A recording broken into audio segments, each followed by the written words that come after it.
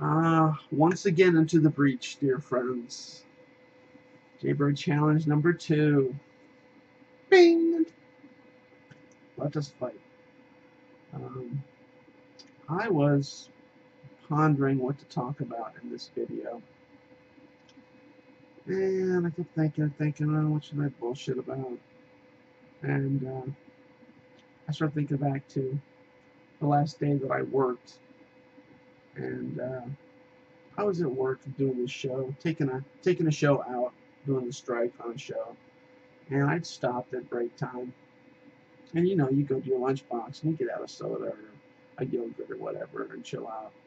And I was sitting there in the boneyard with like 5 or 6 other people, and I was on my phone, online of course, and I just happened to look over, and the 5 people that were all right near me, they were all on their phones, online too. I mean, nobody was actually talking on the phone.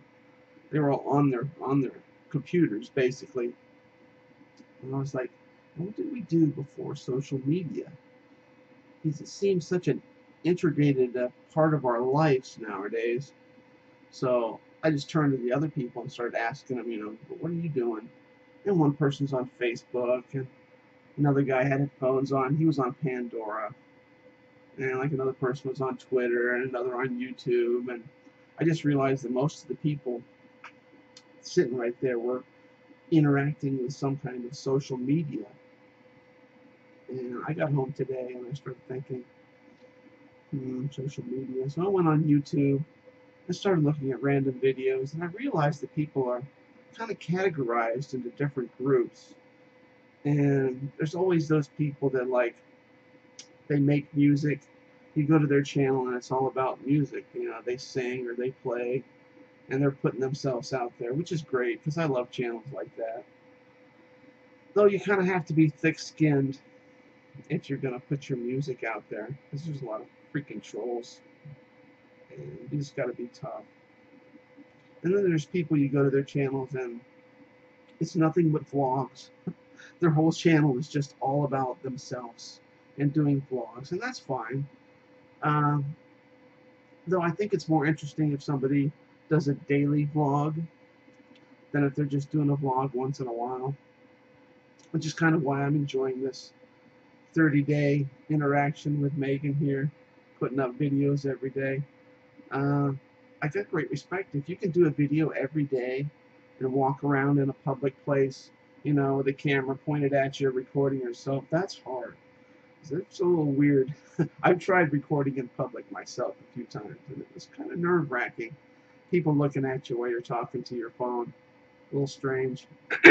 But, if you got the time to film yourself every day, and then get home and still have time to edit it and put it up, it's quite a monumental task to pull off that video every day. So kudos if you actually do that out there. And let's see, what other kind of people? Well, there's obsessive people. I kind of have to throw myself into this a little bit. You'll go to their channel on YouTube, and they're just totally obsessed over one particular person. It's usually like an actor or a musician or something.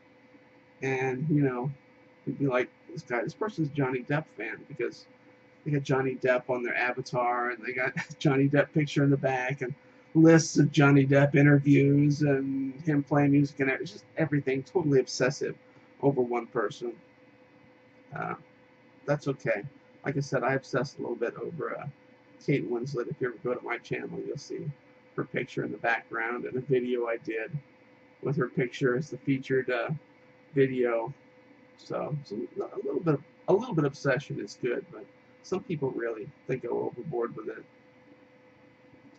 And then there are people who are just into comedy, which is great.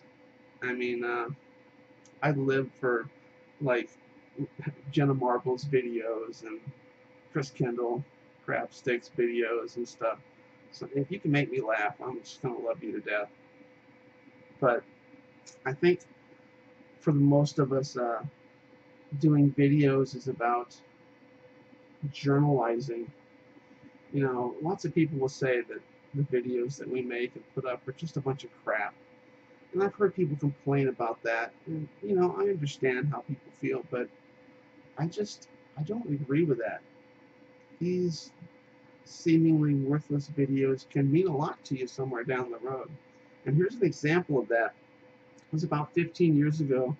A buddy of mine, he got a new girlfriend, and he had some stuff he didn't want her to see. So he shows up at my house one day, and he's like, dude, I got this stuff. Can you store it for me? I'm like, what is it? He's like, it's got this big fucking tub full of dirty magazines and stuff. And he's like, can I store it here? And I'm like, yeah, okay. Stick it in my closet there. So, of course, after he left, I had to go through the whole tub and see what was in there. And there was a lot of magazines, like I said, but he had a bunch of other stuff. And I found this video. And I know what you're thinking, but no, it's nothing bad like that. But he had this video that he had filmed when he'd come over to my house like 10 years earlier and just showed up with a video camera. And at the time, having a video camera was not a common thing. You actually had to rent it for a day. And he came in and caught us all off guard with this video camera. And of course, I was like, oh, video. I had to moon him, of course, because he had a video camera. And he just videotaped me and my dad and my Uncle Bob just screwing around and telling jokes and having a good time. And I found that video and I was like, oh my God. I had no videos of my dad ever. And he's been passed away for years now. So I keep that video, and whenever, you know, I'm feeling down or I'm missing my dad, I can take that video and put it in. It's a video of him joking around and laughing, and it makes me feel great. And I think, wow, if he hadn't done that, if he hadn't made that little video, I wouldn't have it. You know, it means so much to me. Though it meant nothing to others, it means the world to me. So if you're out there, just make videos and don't worry about what, you know, other people have to say about it. And I see I'm over 7 minutes, so I should cut this off. Bing, end of round. Go to your corners.